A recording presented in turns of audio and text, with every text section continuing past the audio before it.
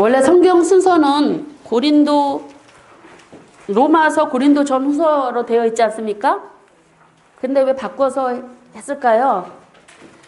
기록 연대를 따라서 여러분들의 강의를 해드리는 것입니다. 그래서 고린도전서가 56년, 고린도 전후서가 56년, 그리고 로마서가 57년에 기록되어집니다. 그래서 이 로마서는 고린도 문제가 해결받았다라는 소식을 마게도니아에서 듣고 고린도로 내려오셔서 이제 그곳에서 고린도에서 로마의 소식을 누구를 통해서 듣냐면 브리스길라 아굴라를 통해서 듣고 고린도 교회에 로마 교회에 이 서신서를 쓰게 되어지는 부분들. 근데 특별히 다른 사도 바울의 13권의 서신서들은 보통은 직접 방문해서 교회를 세운 곳에다가 서신서를 보냈지 않습니까? 그런데 이 로마서는 독특하게 아직 가보지 않은 교회입니다. 방문하지 않았는데 이미 교회가 세워져 있다라는 소식을 듣고 그곳 사정은 이제 브리스길라 아굴라를 통해서 듣겠죠. 들은 토대로 해서 보내진 서신서가 로마서라고 할 수가 있습니다. 근데 사도 바울은 사실은 이 로마서에 보면은 고린도 그 사역까지 굉장히 힘들고 어려웠지만 더 이게 주역 지변을 보면은 왜 로마 교회에다가 기록을 하려고 했었냐면 지금 사도 바울은 여기 수리아 안디옥에서부터 시작해서 이 소아시아 전체 지역 그리고 이 마케도니아 지역, 아가야 지역 이 부분까지 복음이 다 전달되어졌는데 사도 바울이 여기에서 마케도니아에서 눈물의 편지에서 그 고린도 문제가 해결됐다는 소식을 듣기 전에 여기까지 가시면 일루리온까지 올라가셔서 마케도니아 계시다가 여기까지 올라가셔서 여기까지 복음을 전하시고 오셔서 다시 고린도로 내려오시는 사역을 3차 때 하시거든요. 그러니까 사도 바울이 왜 로마서까지 쓰게 될 수밖에 없었냐면 이 지역에 이제 복음이 다 전달된 것입니다. 여러분 로마서에 나타나지고 있는 사도 바울의 그 복음의 열정이 뭐냐면 내가 이제 전할 곳 없다. 이곳에는 다.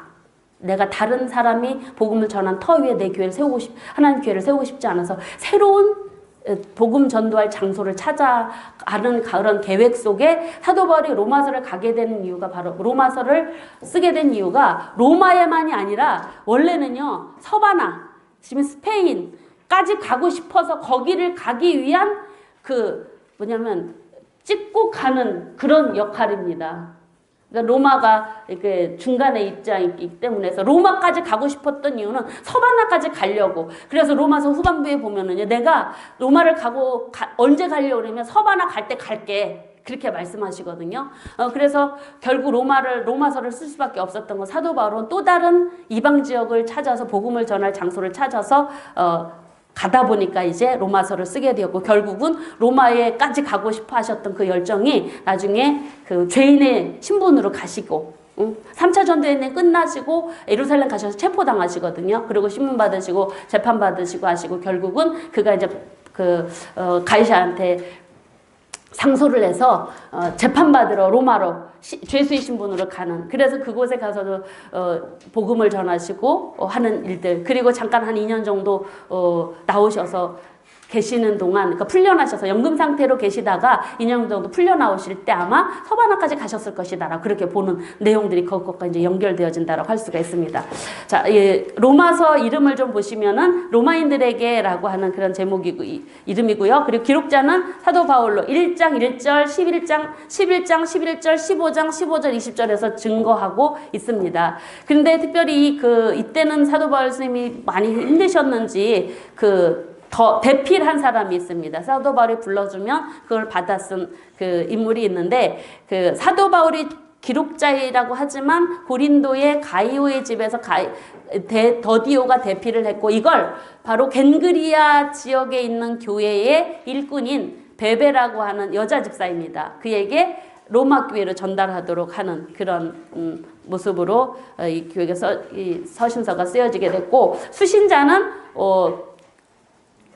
로마에서 하나님의 사랑을 받고 성도로 부르심을 받은 모든 자라고 이렇게 1장 7절에 나타나고 있습니다. 이 로마 교회는 이미 사도 바울이 방문하기 편지를 보내기 전에 이때가 이제 57년이니까 방문하기 이전 49년이 바로 언제냐면 그 글라우디오 황제가 로마에서 유대인들을 추방하던 해가 AD 49년이거든요. 그때 이전에 이미 교회가 세워졌다라는 그런 이야기가 있습니다. 그래서 로마 교회는 로마시에 자생적으로 세워진 교회이다라는 것이. 그렇다면 이 교회는 바로 언제 누구에 의해서 세워졌을까라는 부분들이 우리가 궁금하지 않습니까? 여러분들이 책에도 교재에도 있습니다. 교재에 여러분 참고해서 보시면은 로마 교회를 설립해 누가 했느냐라는 네 설이 나오는데 베드로, 바울, 오순절에 모인 무리 그리고 바울의 설교를 들은 이주자들 이렇게 네 부분으로 나타나고 있는데 특별히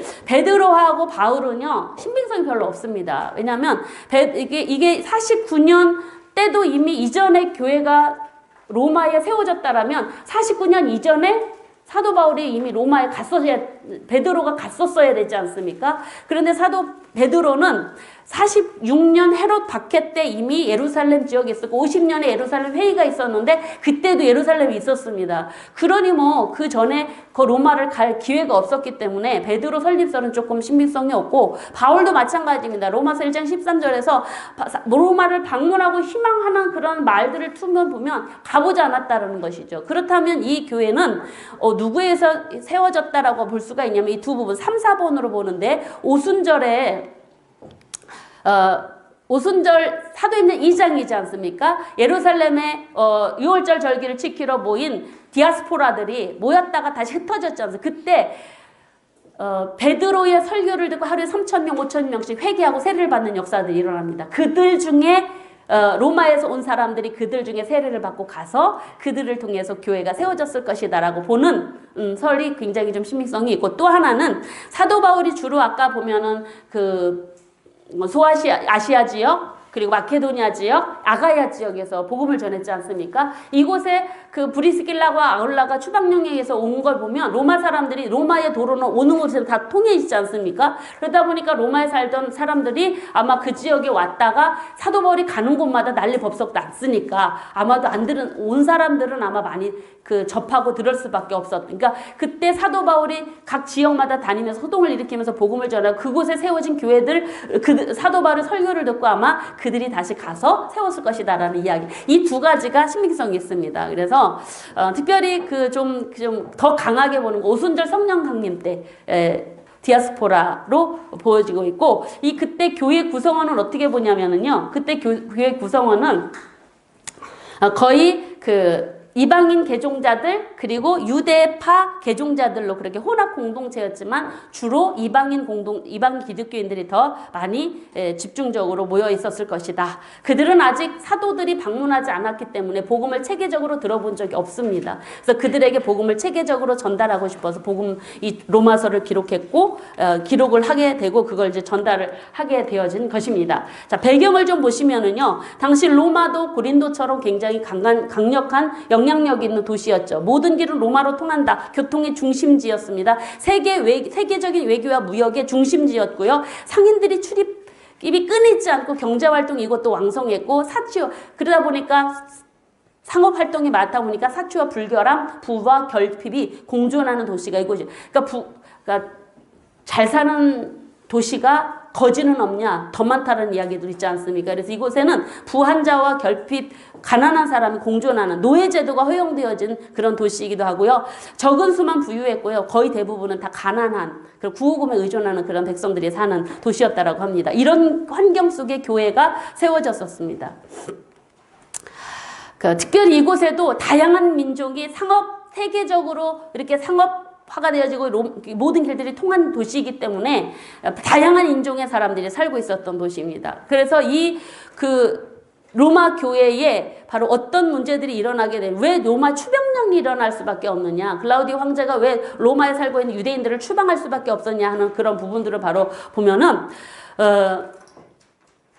그곳에 이제 누구 가서 예수님 믿는 사람이 그리스도인이 가서 가정교회로부터 시작했겠죠, 교회가. 그렇게 해서 이제 복음을 전하고 하다 보니까 유대인들은 회당에서 모이지 않습니까? 그래서 회당에서 모이는 그들이 나중에 유대인들은 유대인들을 만나려 회당에 만나서 유대인들에게 복음을 전했고, 회당에 다니는 유대인들을 복음을 전하니까 그들이 점점 그리스도인으로 바뀌어지고, 그러다 보니까는 유대인들만이 거주하는 그 거주 지역에서요, 그리스도인들과 유대인들 간의 어떤 소요들, 이런 들이 많이 발생했다라고 합니다. 그것이 자꾸 크게 이렇게 일어나고 분쟁이 일어나고 폭동처럼 일어나게 되다 보니까 결국은 정치적인 불안감을 가지고 있던 이 클라우디오 황제가 49년에 로마에 살고 있는 유대인 다 내쫓아버려. 그때 바로 이제 고린도로 이주했던 아굴라와 브리스길라가 그때 사도 바울이 혼자 그 2차 때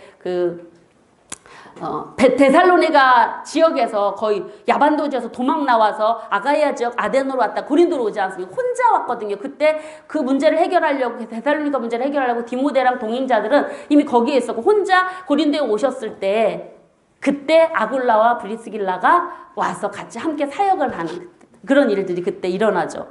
그래서 이렇게 클라우디오 황제가 내린 그 유대인 추방령에 의해서 이제 소동이 이제 좀 진정됐겠죠. 그런데 나중에 이 클라우디오 황제가 죽고 나서 54년 네로 황제가 등장을 하면서 다시 유대인들을 다시 불러 모읍니다. 그러다 보면 그곳에서 쫓겨났던 사람들 다시 삶의 터전이 있었으니까 다시 그로 돌아가는, 그리고 브리스길라가 아울러도 거기로 돌아가는 그런 일들이 일어나게 되는데, 돌아가 보니까 무슨 일이 일어나냐면, 잠시 비워졌던 유대인들이 다 나오니까 로마시에 있는 교회는 로마 출신, 이방인 출신 그리스도인들만 있을 거 아닙니까? 근데 유대파 그리스도인들이 싹 나오고 다시 들어가 보니까 교회 안에 문제가 일어난 것입니다. 바로 뭐냐면 이방인 출신 신자들만 남다 보니까 그 교회가 이 이방인들의 생활 습관, 방탕하고 그리고 사치하고 하는 이런 부분들이 교회 안에도 이방인들의 습관이 너무 나와서 자유분방한 신앙생활을 막 하고 있는 거예요. 그래서 이제 유대인 그리스도인들이 가서 보니까 너무 막 그 질서도 없고 자유분방한 그 모습을 바라보면서, 그래서 유대인 그리스도인들이 가서 뭐라고 얘기하냐면, 니네 그렇게 신앙생활하면 안 돼 하면서 율법을 지켜야 돼. 그리고 할례도 받아야지 구원받아 라는 그런 내용들을 막 강요를 합니다. 그런데 그거를 이방인 출신에서 무슨 그런 소리가 다 있냐, 뭐 그걸 받아들이지 못해. 이방인 출신들은 예수님만 믿으면 구원받는다고 했는데 무슨 소리냐 하면서 이 마찰이 일어나는 부분들이 일어나게 된 것입니다. 특별히 이방인 그리스도인들은요, 생활 습관이 방탕한 거예요.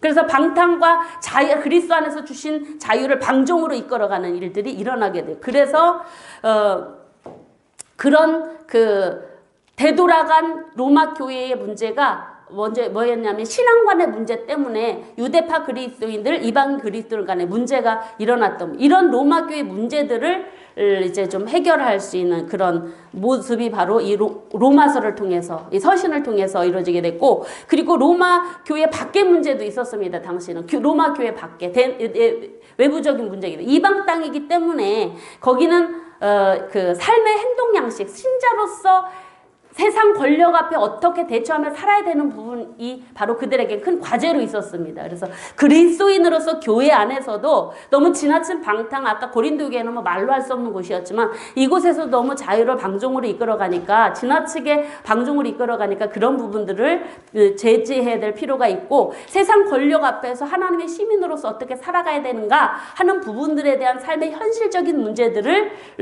위해서 이제 이게 고린도 이 로마서가 이제 기록되어지는 부분들. 그래서 이게 배경의 모습이라고 할 수 있습니다. 그래서 이 로마서를 쓰게 되어진 이런 얘기들이 바로 이제 아굴라 부부를 통해서 듣고 그런 부분들에 초점을 맞춰서 이제 로마서를 쓰게 되어지는 부분들. 그래서 3차 전도 여정이 거의 끝나고 예루살렘 향하시기 바로 직전에 고린도에서 쓰시고, 그리고 사도 바울 선생님은 그곳에서 이제 배 타고 가시려고 했는데 유대인들, 사도 바울 죽이려고 하는 유대인들이 너무 막 그걸 알고, 사도 바울이 배 타고 간다라는 거 알고 그 배에 잠입해서 그 배 타고 가다가 죽이려는 계획을 알고요.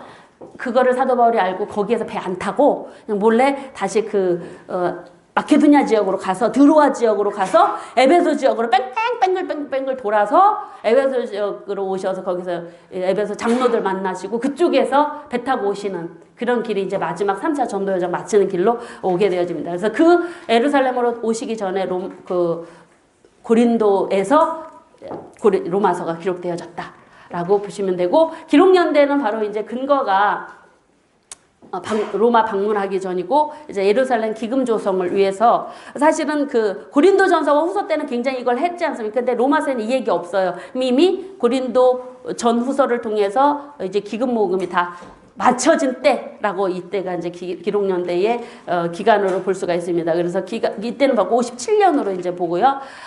전체 보기를 좀 들어가 보시면은요, 그 로마서는 16장으로 되어 있는데, 우리가 아까 고린도전서도 16장이지 않습니까? 그래서 같이 이렇게 좀 보시면 좋겠고, 크게 보기를 보시면요, 세 부분으로 볼 수가 있습니다. 그래서 그 그러니까 로마 교회라고 하는 것은 이방 땅에 세워진 교회고, 그들이 사도들의 어떤 가르침을 받지 못한 교회였습니다. 복음에 대해서 제대로 알지 못했던 그들에게 바로 하나님의 구원 방법에 대한 바로 내용, 믿음으로 인한 구원 방법에 대한 내용을 1장부터 8장까지 이렇게 기록하고 있고요. 그리고 9장부터 11장까지는 이스라엘의 구원에 관한 부분들, 그리고 12장부터 16장까지는 구원받은 자의 새 생활을 세상 속에서 권력자의 앞에서 교회 공동체 안에서 어떻게 살아야 되는 부분가를 이 마지막으로 기록하고 있는 것을 볼 수가 있습니다. 특별히 이 하나님의 구원 방법인 이신칭이라고 하는 이 말은 사실은 이게 신학적인 용어지 않습니까? 이게 성경에 등장하는 용어는 아닙니다. 근데 우리가 너무 익숙한 단어이기 때문에 이제 여기다가 우리가 집어를 넣고 이렇게 설명을 하고 있는데, 1장부터 8장까지 하나님의 구원 방법, 믿음으로 말미암아 의롭다함을 얻는다라고 하는 이 구원의 방법에 대한 이야기를 할 때, 먼저 1장부터 3장까지 자세히 보시면은 죄 아래 있는 모든 사람이라고 우리가 제목을 붙이고 있는데, 여기 1장부터 3장에는요 모든 사람이 다 죄인이다라고 정죄하는 내용이 들어 있습니다. 1장은 이방인의 죄, 2장은 유대인의 죄, 3장은 그러므로 모두 다 하나님 앞에 죄인. 왜냐하면 당시 그 고린도 교회 문제를 여러분 보십시오. 이 유대파 그리스도인들은요, 율법을 강조했었습니다. 율법을 가지고 있고 그걸 지켜야 할례를 받아야 구원받는다라고 했고, 이방인 그리스도인들은 그건 필요 없다라고 생각을 했고, 그런데 특별히 아마 여기에서 사도 바울이 좀 중심을 두고 있었던 부분들은 이방인도 이방인이었지만 유대인들을 대상으로 해서 아마 더 좀 관심을 더 많이 기울였던 걸 본 증거들이 바로 뭐냐면 이 부분입니다. 이스라엘의 구원에 대한 얘기를 좀 더 길게 언급하는 내용들을 보면 그런 것 같습니다. 이 유대인들은요, 율법대로 율법을 갖고 있으니까 구원받는다라고 그들은 믿었고, 그렇게 이방인 그리스도인들을 정죄하는 부분들 때문에 아니다. 가지고 있는 것이 중요한 것이 아니라 율법에 의하여 율법을 가지고 있는 것만 아니라 율법대로 행하지 않으며 율법의 의미를 제대로 알지 못하고 예수 그리스도를 믿지 않으면 구원함에 이를 수 없다라는 얘기들을 이제 이곳에서 하면서 그 믿음으로 의롭다함을 얻는다 하는 그런 구원의 방법에 대한 예로 바로 누구를 얘기하고 있냐면, 구약시대에 율법을 주시기 전에 아브라함의 믿음의 예를 통해서 여기서 설명을 하고 있습니다. 그리고 나서 이제 믿음으로 의롭다함을 얻은 자는 바로 예수 그리스도의 십자가의 죽으심과 부활 사역을 통해서 구원함을 얻은 자들은 예수 그리스도와 함께 연합된 자, 죄에서 죽은 자, 의에 산 자로서 그렇게 살아야 된다라는, 그리스도와 연합된 삶을 살아야 된다라는 부분들을 강조해서 설명하고 있는 부분들이고, 이 이스라엘의 구원과 관련되어서 하나님께서 이방인들 가운데 유대인들을 택하셨지만 유대인들이 복음을 거부해서 불신앙을 가지고 있었다. 그래서 지금은 그 유대인들이 복음을 거부했기 때문에 그 복음의 구원이 이방인의 너희들에게도 간 거다. 이방인들 향해서겠죠. 그러고 나서 이스라엘의 불신앙 때문에 이방인들이 지금 구원받고 있지만 이스라엘을 회복한다. 하지만 지금 유대인들 이스라엘 백성들이 순종하지 않아서 그 구원의 은혜가 이방인들에게 갔지만 하나님께서는 순종하지 않는 받아들이지 않은 하나님의 백성인 이스라엘 백성들을 징계를 하셨다. 여기에서 비유가 참감나무와 돌감나무 이야기가 나오고 있습니다. 진짜 참감나무는 이스라엘이다. 근데 그들도 하나님이 불순종할 때 베버리셨듯 이 돌감람나무인 이방인들은 그 참감람나무에 접붙임을 받은 돌감람나무이다. 그러니 참감람나무도 불순종했을 때 하나님이 베어버리셨으니 이방인된 너희들도 혹여라도 잘못 믿으면 너희들도 배임을 당하니 조심해서 잘 신앙을 지켜라 하는 내용들이 여기에 담겨져 있습니다. 그러면서 이제 구원받은 자로서 어떻게 살아야 될 것인가, 공동체, 교회 공동체 안에서 세상에서 어떻게 화평을 이루며 덕을 이루며 살아야 될 것인가, 그리고 로마 방문에 대한 이야기를 하시면서 내가 서바나 갈 건데 그때 좀 도와주렴 니네가. 서바나 갈 텐데 서바나에 갈 때 너네들이 비용 문제도 있고 그런 문제도 있으니까 그때 갈 때 보자 라는 이야기가 이제 이 마지막 나오고 있습니다. 이렇게 해서 끝냈으면 좋겠는데 조금 더 자세하게 들여다보도록 하겠습니다. 자, 하나님의 구원 방법 중에서 제가 좀 더 집중력으로 보고 싶은 부분들이 1장에서 3장까지의 내용입니다. 하나님의 의가 모두 다 필요하다라는 부분들. 그래서 하나님의 구원의 방법은 바로 예수님을 믿어야 구원 받습니다. 라는 부분, 율법이 아닙니다. 할례 문제 들고 나온 갈라디아서와 그래서 이제 로마서 뭐 쌍둥이처럼 그렇게 보고 있죠. 그러니까 문제가 같으니까. 그래서 이 부분에 대해서 어떻게 이야기를 하고 있냐면, 이방인들은요, 양심의 법으로, 이방인들은 하나님께서 양심의 법에 따라서 하나님께서 주신 양심의 법을 따르지 않으면 그것으로 심판을 받을 수 있어요. 하나님께서 이방인들의 뭐라면, 하나님이 여기 보시면은 하나님을 알만한 것들을 이방인들에게 다 보여주셨다라는 것입니다. 그래서 하나님께서 이방인들 하나님을 알지 못하는 이방인들에게도 알만한 것들을 다 보여주셨기 때문에 나중에 내가 몰라서 안 믿었다라고 이런 이야기를 할 수 없다라는 것입니다. 그러면서 이방인들의 죄들을 여기서 언급을 하시는데, 특별히 1장 19절로 23절, 24절로 25절 말씀을 보시면 그 믿음으로 인하여서 구원받는 부분들을 이제 언급하신 그 부분에 대해 믿음으로 말미암아 구원받는다라는 이야기는 이 부분을 좀 말씀을 미리 안 드렸습니다. 이 부분을 말씀을 시간이 없어서 이 부분을 드려야 됩니다. 이 부분이 자, 우리 유명한 구절 1장 16절로 17절 구절 여러분 유명하지 않습니까? 이 부분을 한번 읽어보겠습니다. 내가 복음을 부끄러워하지 아니하노니 이 복음은 모든 자에게 구원을 주시는 하나님의 능력이 됨이라. 먼저는 유대인에게요 그리고 헬라인에게로다. 복음에는 하나님의 의가 나타나서 믿음으로 믿음에 이르게 하나니 기록된 바 오직 의는 믿음으로 말미암아 살리라 함과 같으니라. 오직 의는 믿음으로 말미암아 살리라 함과 같으니라. 이 말씀 어디서 나온 거 기억하시죠? 하박국서. 예. 하박국서의 말씀이 여기에도 이제 그대로 등장을 하고 있는데, 저는 여기 로마서가 사실은 믿음으로 인한 구원의 이야기들을 하고 있는데, 여기 특별히 좀 얘기가 안 되는 의는 믿음으로 말미암아 살리라 하는 말씀, 복음에는 하나님의 의가 나타나서 믿음에서 믿음에 이르게 한다라는 이 부분입니다. 이 앞의 믿음과 뒤의 믿음이 같을까요? 다를까요? 여러분 어떻게 생각하십니까? 같았으면 똑같이 반복해서 썼을까요? 우리가 예수님을 믿는 믿음은 하나님의 의로서 믿음을 이야기하고 있는데, 하나님의 의라고 하는 것은 하나님이 행하신 옳은 일이죠. 하나님께서 죄인을 구원하시려고 하는 방법에서 죄인은 아무것도 할 수가 없습니다. 에베소서 2장 1절에 보면은 너희는 허물과 죄로 죽은 자이다, 시체이다라고 얘기를 하죠. 그러니까 이방인도 죄인이요 유대인도 다 죄인이라면은요 다 시체라는, 아무것도 할 수 없는 상태에서 그들을 구원하시려고 하는 하나님의 구원의 역사는 바로 어떻게 되냐면, 우리가 시체일 때, 우리가 아직 죄인 되었을 때에 그리스도께서 우리를 위해서 십자가 죽으심으로 말미암아 우리를 구원하시니 하나님의 구원의 은혜가 바로 믿음이라고 하는 방법을 통해서 우리에게 주어졌다라는 것. 이게 바로 하나님이 행하신 이 죄인을 구원하시는 그 의로운 일. 이것이 예수 그리스도 복음 안에 예수의 삶 속에 나타났다라는 그 얘기를 하는데, 우리가 구원받는 데 있어서 그러면 믿음으로 구원받는다라고 하는 그 믿음은 우리의 노력이나 우리의 어떤 선행이나 이런 것으로 되어지지 않는, 오직 하나님께서 우리를 위해서 구원의 일을 열어주신 그 일을 인정하고 받아들이는 것 뿐이지, 그 받아들인 것조차도 하나님께서 우리에게, 우리 감리교 쪽에서 보면은 그 선행은총, 하나님이 이미 베풀으신 그 은혜로 그 받아들일 수 있는 은혜까지도 주셨기 때문에 우리가 구원받은 이 믿음은 우리의 노력이 아니라 하나님의 선물이다라고, 은혜 선물이다라고 그렇게 에베소에서 이야기하는 걸 보면, 여기에서 나타나고 있는 이 믿음은 바로 어떤 믿음이냐면, 이 하나님께서 우리의 죄인을 구원하시는, 거저주시는 그 은혜의 믿음, 내 것이 아닌 하나님이 주신 믿음, 그 믿음이고, 이 뒤의 믿음은 바로 뭘 얘기하냐면, 이제 하나님께서 선물로 주신 그 믿음으로 구원받은 자 되었으면 어떻게 의인된 자로서 살아가야 될 것인가.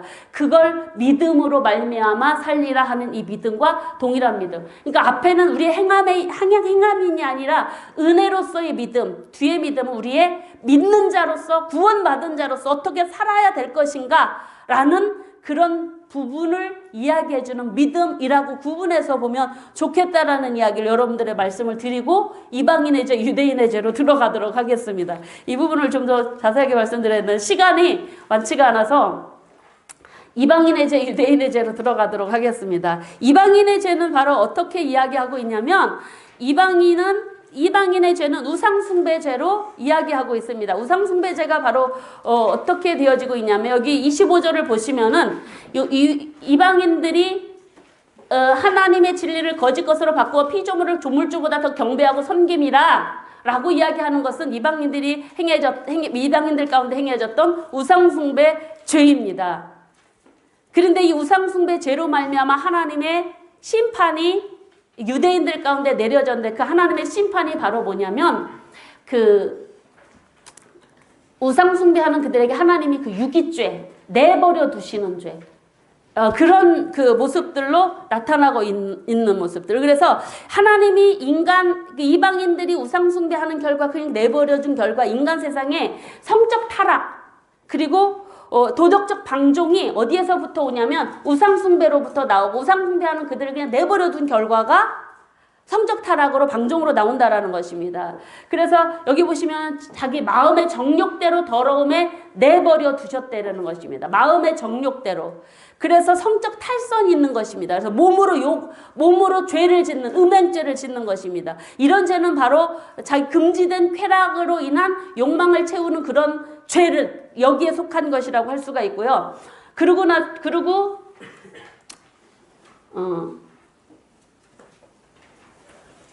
26절 여기에는 없습니다. 26절에 보시면 부끄러운 욕심에 내버려 두다. 성경을 좀 참조해 보십시오. 부끄러운 욕심에 내버려 두셨다고 그랬습니다. 그러면서 여자들도 남자들을 순리죄로 쓸 것을 바꿨다. 바로 성적 문란함. 동성연애 여기에서 나오는 부분들이고요.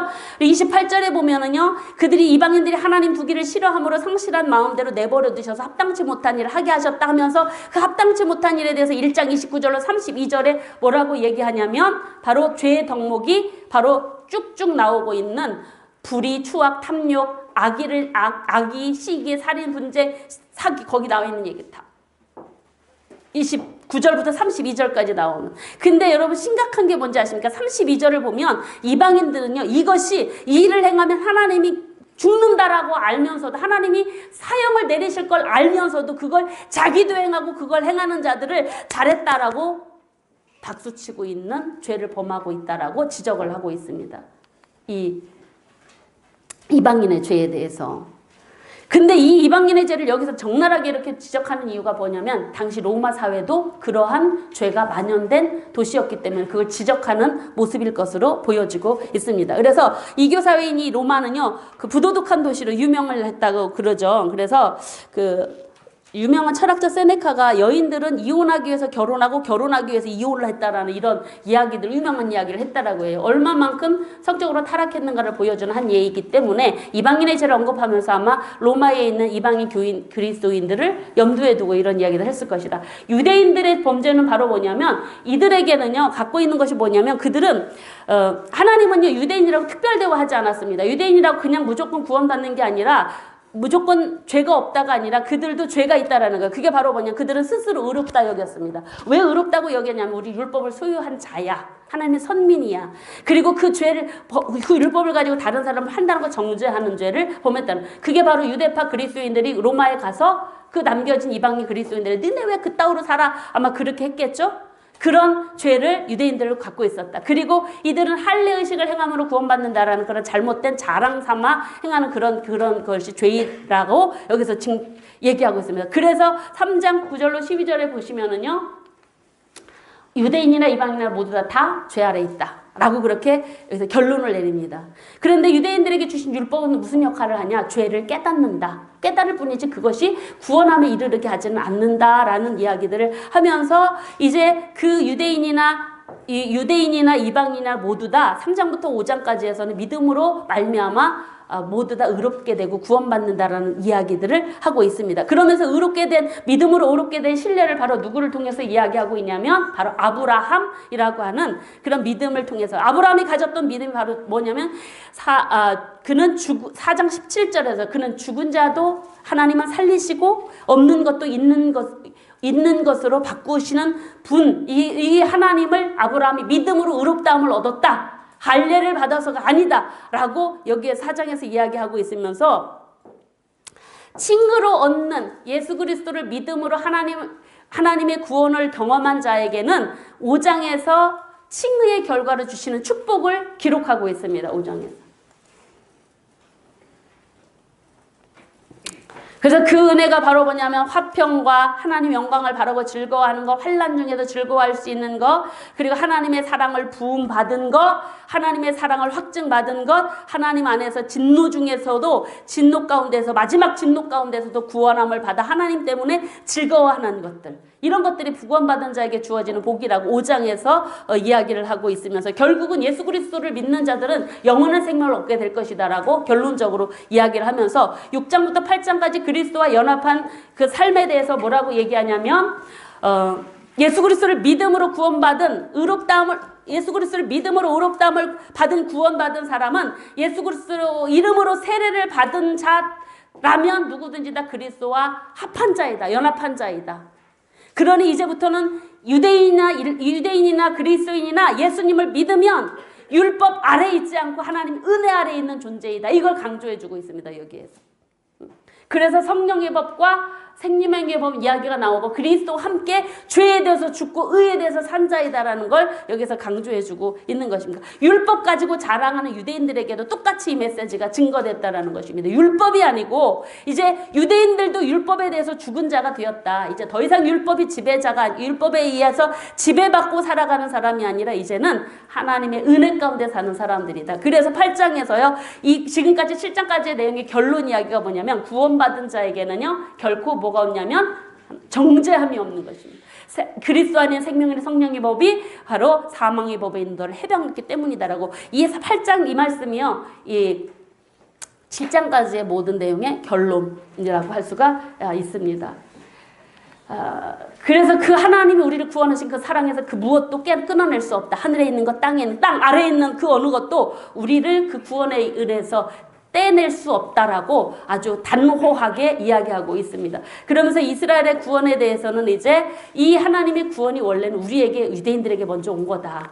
그런데 유대인들이 예수 그리스도를 받아들이지 않음으로 인하여서 그 구원이 너희들 이방인들에게 먼저 간 것이다. 하나님의 선택함이 우리 동족 이스라엘에게 있었지만 아프지만 우리 동족은 거부했다. 불신앙 때문에 민족주의 교만 때문에 순종하지 않았기 때문에 멸망을 자초했다. 그 얘기를 하고 있는 것이. 하지만 11장에서 뭐라고 얘기하냐면 이스라엘은 회복될 것이다. 왜냐? 참 감람나무이니까. 이방인들은 돌 감람나무이다. 유대인들 하나님의 백성들에게 먼저 접붙임을 참 감람나무인 유대인들에게 접붙임을 받은 유대인들 때문에 구원받은 자들이다. 라는 그런 이야기. 그 이방인 구원은요. 이스라엘을 시기나게 해서 유대인들을 구원하시기 위한 하나님의 은혜의 방법이었다라는 이야기들을 11장에서 이야기를 하고 있습니다. 그래서 유대인이나 이방인을 구원하는 주권은 하나님에게 있다. 그러니 이방인들 너희들도 지금 구원받았다고 자랑하지 말고 조심해라. 너희들도 유대인들도 참 감람나무도 베어버리신 하나님이 바로 너희들도 베어버릴 수 있다. 그러니까 믿음을 잃지 않도록 주의해라 하는 이야기가 이제 여기 9장에 나타나는 내용들, 10장에 나타나고 있는 내용들이라고 할 수가 11장까지 나타나고 있는 내용이라고 볼 수가 있고요. 그리고 마지막 구원받은 자의 생활에 대해서 우리 실생활에서 실천해야 될 덕목들과 관련되어진 부분들입니다. 교회 안의 공동체에서 세상 권세자들 앞에서 어떻게 살아야 될 것인가 라는 부분들을 이야기하는데 그 대처 방법, 삶의 양식들을 이야기하기 앞서서 12장 1, 2절 우리가 굉장히 잘 인용하는 말씀인데 사실은 우리가 그리스도 구원받은 자로서 세상에서 또는 교회 공동체에서 살아가려면 우선시해야 될 일이 있다. 그게 바로 로마서 11 12장 1절로 2절 말씀이라고 여겨집니다. 같이 한번 읽어보겠습니다. 그러므로 형제들아 내가 하나님의 모든 자비하심으로 너희를 권하노니 너희 몸을 하나님이 기뻐하시는 거룩한 산 제물로 드리라. 이는 너희가 드릴 영적 예배니라. 너희는 이 세대를 본받지 말고 오직 마음을 새롭게 함으로 변화를 받아 하나님의 선하시고 기뻐하시고 온전한 뜻이 무엇인지 분별하도록 하라. 이게 전제가 되어져야 된다는 것입니다. 구원받은 자로서 살아야 되는데 이렇게 살려나 하나님 앞에 하나님 기뻐하는 산 제사로 산 제물로 자신을 드려라. 그리고 세대를 본받지 않고 하나님의 뜻을 분별해서 살아가도록 해라 하면서 이제 교회의 공동체 삶을 여기에서 또 강조합니다. 교회 일치를. 왜? 싸웠잖아요. 문제. 그래서 유대인들은 율법 가지고 정죄를 하고 이방인들은 자유로 방종을 하고 하는 부분들에 대해서 교회 일치를 이루도록 권면하는 내용들. 그러면서 12장에서 그렇게 교회 공동체에 대해서 일치를 강조하고 있고 13장에서는요. 13장에서는 세상 권세자들 앞에 복종하고 세상 질서를 지키라는 그런 말씀을 하면서 화평과 덕을 세우는 그런 삶을 살아라 하는 강조점을 두고 권면하고 있는 내용들이 특별히 구원받은 자로서 양심의 자유를 가지고 살아라. 특히 믿음이 없는 사람 비판하지 말아라. 서로 비판하지 말고 여기도 아마 먹는 것으로 굉장히 빈부귀천이 좀 심했던 도시였기 때문에 교회 안에도 고린도 교회가 있었던 그런 문제들이 여기도 있는 것 같습니다. 그래서 서로 먹는다고 비판하지 말고 죄는 없다고 비판하지 말고 먹고 마시는 거 가지고 형제들 실족하게 만들지 말아라 하는 부분들을 여기에서 이야기하고 있어요. 그러면서 그 14장 우리가 인용하는 구절 있잖아요. 오직 성령 안에서 하나님 나라는 뭐예요? 먹고 마시는 것이 아니라 오직 성령 안에 있는 의와 희락과 화평이다 하는 이야기가 그래서 나오는 것입니다. 구원받은 자로서 서로가 화평을 빌어서 이루는 그게 바로 하나님 나라이다라는 부분. 그래서 15장에서는 이제 서로 그러니까 15장에서 계속적으로 믿음이 강한 자는 약한 자를 돕고 선을 행하며 이렇게 덕을 세우며 살아라 하는 내용들이 이제 그 14장, 15장에서 나오고 있고 마지막 15장에서 이제 로마 방문 계획 이야기를 하고 있습니다. 여기에는 사도 바울이 마지막으로 이렇게 하나님의 복음의 제사장 직분에 대해서 이야기하고 있는 부분들은 왜 썼냐면 로마 교인들이 아직도 거기도 이제 좀 미성숙한 성도들이죠. 여러분 교회가 문제가 일어난다. 어느 성도가 문제를 일으킨다. 분명히 다 신앙적으로 성숙하지 못한 그런 신앙의 모습, 교회의 모습이라고 보면 될 것 같습니다. 로마 교회도 바로 그렇게 성숙된 성도들이 아닌 것 같습니다. 서로를 막 정죄하는 부분들이 있으니까 그런 부분에 있어서 성도들이 좀 영적 분별력이 있기를 바랐고 성도들이 좀 성숙한 신앙인이 되기를 바랬고 그러면서 정말 구원이 어디에서부터 오는가를 바르게 알기를 원하는 마음에서 이제 로마서를 기록했다는 거 마지막 이야기하면서 그러면서 로마 계획의 이야기가 나오고 있는데 15장 22절로 24절 말씀을 보시면 여기는 같이 한번 읽어보겠습니다. 그러므로 또한 내가 너희에게 가려 하던 것이 여러 번 막혔더니 이제는 이 지방에 일할 곳이 없고 또 여러 해전부터 언제든지 서바나로 갈 때에 너희에게 가기를 바라고 있었으니 이는 지나가는 길에 너희를 보고 먼저 너희와 사귐의 얼마간 기쁨 가진 후에 너희가 그리로 보내주기를 바랍니다. 네, 사도 바울 선생님이 지금 서바나로 갈 때 로마 방문 이야기를 하면서 목표가 어디냐면 로마가 아닙니다. 너희는 그냥 찍고 가는 곳이다. 내가 서바나 갈 때 그때 들을 텐데 너희들 그때 나 좀 도와다오 라는 그런 여기서 지원 부탁을 하는 그런 구절이 바로 이 구절이라고 할 수가 있습니다. 그러면서 16장에서는요, 겐그리아 교회의 일꾼인 자매 베베를 추천해가지고 이 서신을 보냈다라는 그런 이야기들을 마무리하면서 문안인사하고 거짓 교사들에 대한 경계의 내용으로 이 서신이 맞춰지고 있고 특별히 마지막 16장 21절로부터 27절까지에 보면 사람 이름이 아주 쭉쭉쭉쭉 나오는 거 여러분 성경에서 확인을 한번 해보시기 바랍니다. 거기에 보면은요 이 사람들이 다 로마 교회 성도들 다 바울의 동역자들입니다. 사도 바울의 동역자들. 누구는 나에게 어떤 도움을 주고 나에게 어떤 동역 이런 부분들을 세세하게 기록하고 있는 그런 모습이 다른 서신서보다도 이 특별히 로마서에 이렇게 기록하고 있는 것들을 통해서 로마 교회의 성도들 또는 이 로마의 사도 바울의 이 사역에 동참하는 이 동역자들의 소중함을 여기에서 다시 한번 확인해 볼 수 있는 그런 자리인 것 같습니다. 이 26명이라고 기록되어지는 이 인물들은 사도 바울의 사역에 어떻게 동역해 주었는가를 세부적으로 기록하고 있다는 사실입니다. 그래서 사도 바울의 사역이 놀랍게 성공적으로, 세상말로 성공적으로 이루어졌다라고 보면 그 모든 일에는 사도 바울 혼자 한 것이 아니고 거기에는 전폭적으로 하나님의 이끄심, 성령의 이끄심의 은혜가 있었고 거기에 사도 바울은 하나님의 이끄심, 성령의 인도하심에 순종을 했고 그리고 그러한 사도 바울을 돕는 자, 이 동역자들이 있었기 때문에 이 모든 사역이 이방 지역 사역, 선교 사역이 마무리 질 수 있었다라는 것들을 볼 수가 있습니다. 그러니까 하나님의 거룩한 사역은, 복음 전파 사역은 목회자가 잘나서 혼자 할 수 있는 부분들이 아니다라는 사실입니다.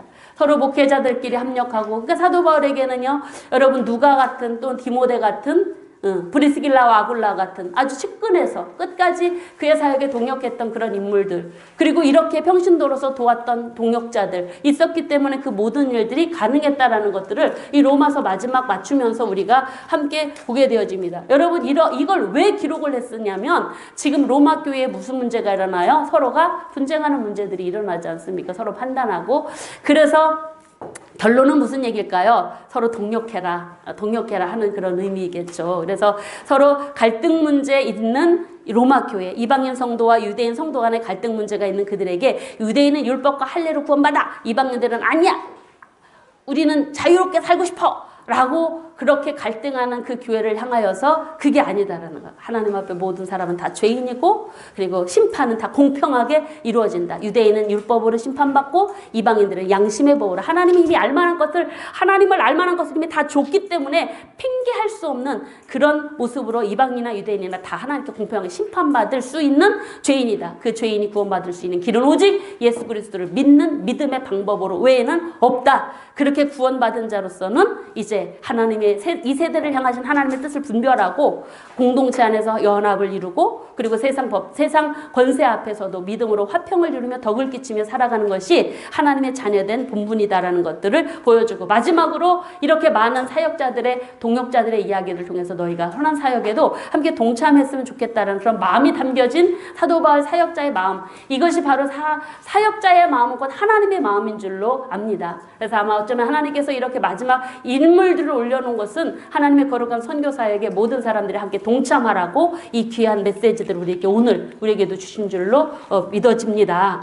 그래서 저와 여러분들이 이제 바울 3차를 마무리 지면서 우리가 이 고린도 전후서를 통해서 사도 바울이 고린도 문제를 해결하려고 했었던 부분들, 그리고 자신의 사도권을 변호하기 위해서 자신의 약함을 자랑했던 부분들, 사역을 위해서 자기가 고난당한 것 때문에 가 아니라 복음을 위해서 자기 목숨까지도 아끼지 않았던 사도 바울의 했던 사역의 자세들, 그리고 로마 교회를 향하여서 아직 가보진 않았지만 그 교회를 향해서 기대하는 부분은 자신이 서바나까지 가고 싶었던 이 모습, 사도 바울의 복음의 열정을 우리가 좀 다시 한번 이 시간 묵상하면서 마지막으로 함께 찬양 한 곡 하시고, 마지막 우리가 이제 내일 가시는데 오늘 마지막으로 함께 말씀을 붙들고 우리들의 사명 그리고 우리들의 모습 말씀을 놓고 함께 기도하는 시간을 갖겠습니다. 우리가 찬양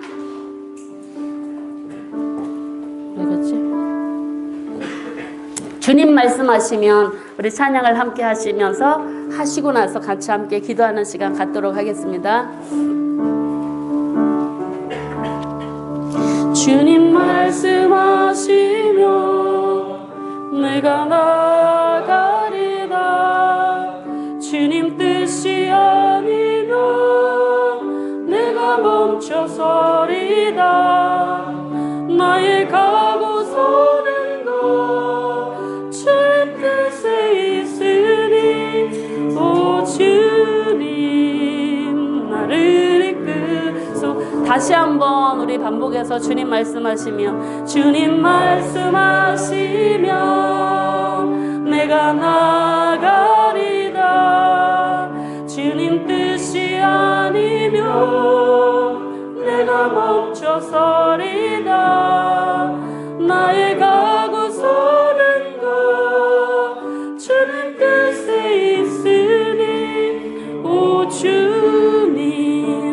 나를 이끄소 뜻하신 그곳에 뜻하신 그곳에 나 있기 원합니다. 이끄시는 대로 순종하며 살리니 연약한 내 영혼 통하여 일하소서. 주님 나라와 그 뜻을 위하여 뜻하신 그곳에. 우리 다 같이 눈을 감고 가사를 생각하면서 찬양을 드립니다. 이끄시는 대로 순종하며 살리니 연약한 내 영혼 통하여 일하소서. 주님 나라와 그 뜻을 위하여. 다시 한번 우리의 마음을 담아서 뜻하신 그곳에 뜻하신 나 있기 원합니다. 이끄시는 대로 순종하며 살겠습니다. 연약한 내 영혼 통하여 일하소서.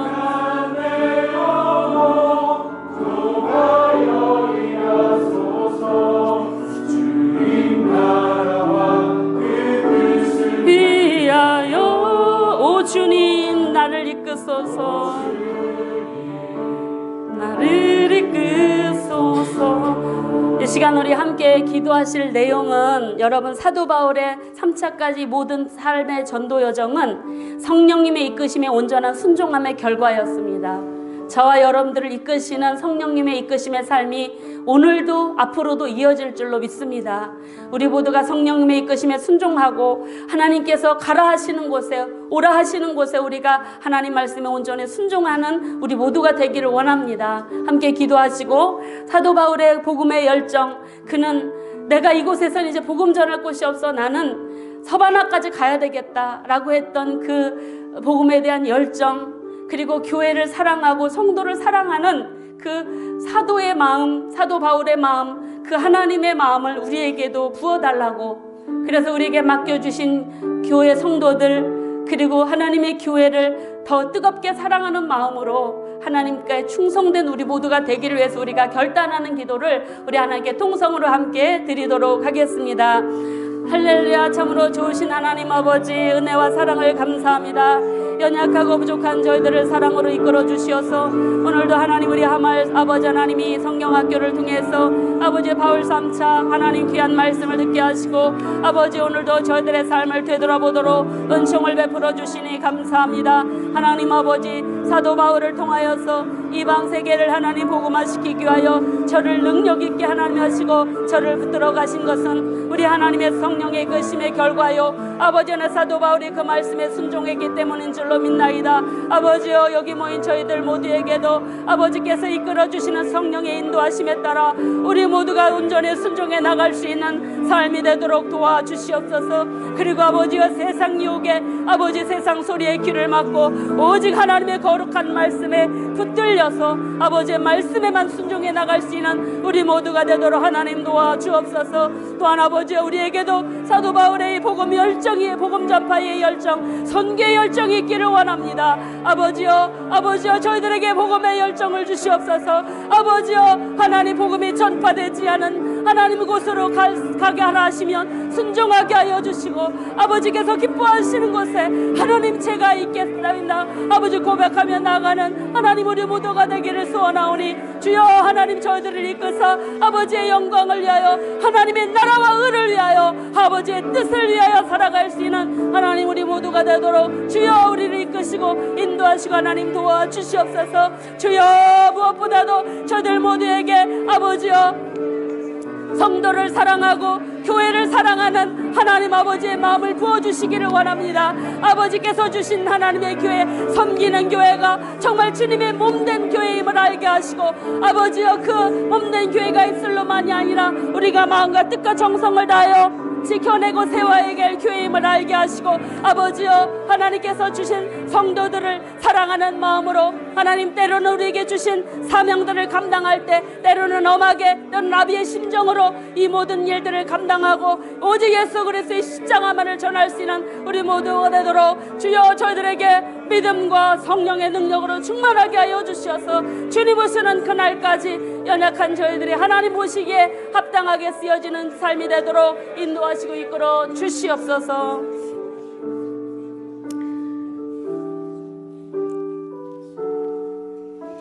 살아계셔서 지금도 역사하시는 참으로 좋으신 아버지 하나님, 주의 은혜로 한말 성경학교를 열게 하시고 이제 오늘 여기까지 저희들을 이끌어 주시고 은혜로 도와주셔서 감사를 드립니다. 바울 3차 전도 여정길을 우리가 살피며 하나님이 얼마나 놀랍게 이방 지역에 세워진 교회들의 문제를 해결하려고 사도 바울을 통해서 일하셨는가를 보게 되어집니다. 사도 바울의 그 선교 사역의 중심에는 하나님 아버지의 성령님의 인도하심에 이끄심에 그 은혜가 있었기에 가능한 줄로 믿습니다. 그리고 그 길에 사도 바울은 온전히 순종했고 자기 뜻 고집이 아닌 하나님의 뜻에 가라 하시는 곳에 문제가 있다면 있어도 없어도 그곳에 순종하는 발걸음으로 갔기 때문에 이 모든 일들을 주의 은혜로 온전하게 이루어낸 줄로 믿습니다. 하나님 저희들에게도 우리들에게 주신 사명의 길을 걸어갈 때에 사역자의 사명을 감당하고 또는 성도로서의 믿음을 지켜나가는 그 삶을 살아갈 때 날마다 세상 소리에 귀 기울이지 말게 하여 주시고 성령님의 이끄심에 예민하게 반응하며 순종하는 우리 모두의 삶이 되도록 주님 인도하여 주시옵소서. 아버지여 무엇보다도 우리에게 사도 바울에게 부어주셨던 그 복음 전파의 열정을 주시기를 원합니다. 문제가 있는 교회에 때로는 엄하게 때로는 아비의 심정으로 오직 예수 그리스도의 복음의 십자가만을 증거하기를 원했던 그 열정이 우리에게도 있어지게 하여 주셔서 주님 오시는 그날까지 하나님의 나라를 이 땅에 세워나가고 이 땅에 확장시켜 나가고 세상을 구원하시기를 원하시는 아버지 뜻에 합당하게 살아가는 우리 모두가 되도록 주여 연약한 저희들을 이끌어서 사용하여 주시옵소서. 하나님 또한 무엇보다도 연약하고 부족한 저희들에게도 성도를 사랑하고 교회를 사랑하는 아버지 하나님의 마음을 가득가득 부어주시기를 원합니다. 그래서 그 아버지 하나님의 마음을 가지고 교회를 살피고 믿음이 연약하고 영적으로 미성숙하고 교만하고 문제투성이인 성도요 교회지만 아버지의 사랑을 가지고 하나님 아버지 잘 양육하며 세워나가고 이끌어가게 하여 주시어서 아버지의 기쁨이 되고 하나님께 영광을 돌려나가는 우리의 모든 사역의 삶이 되도록 주여 이끌어 주시옵소서. 하나님 아버지 저희들은 늘 연약함 중에 있기에 날마다 주님의 도우심이 없이는 한순간도 살 수 없는 사람들입니다. 주여 우리들에게 오늘도 갈급한 심령들에게 큰 은혜 부어주시어서 이 하마을 성경학교가 이제 이르며 마치는데 하나님 아버지께서 우리 이 자리에 모인 우리 모두에게 하나님 아버지의 마음을 풍성하게 채우시사 그 뜨거운 마음을 가지고 가정으로 교회 사역지로 돌아가서 승리할 수 있는 은혜가 있도록 하나님 붙들어 주시고 은혜로 채워 주시옵소서. 믿고 감사드리며 살아계셔서 역사하시는 예수님의 이름 받들어 간절히 기도 올려 싸움나이다. 아멘. 감사합니다.